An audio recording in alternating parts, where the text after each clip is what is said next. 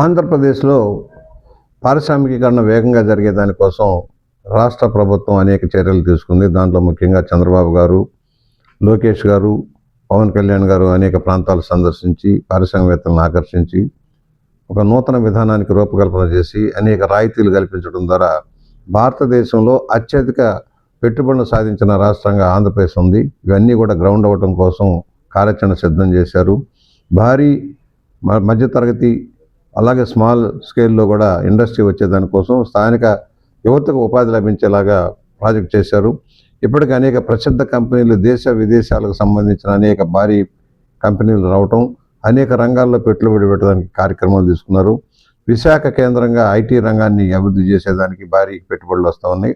అట్లాగే రాయలసీమలో మెకానికల్గా పారిశ్రామికంగా అభివృద్ధి చేయడం కోసం అనేక కడప, కర్నూలు, అనంతపూర్ వంటి జిల్లాల్లో భారీ పెట్టుబడులు సాధించే కార్యక్రమం జరుగుతుంది.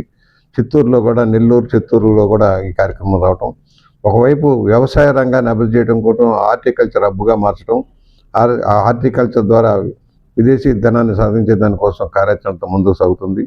మరోవైపు ఇవాళ వస్తున్న యూరోపియన్ కమిటీ ఇచ్చిన సూచనల ప్రకారం ఆంధ్ర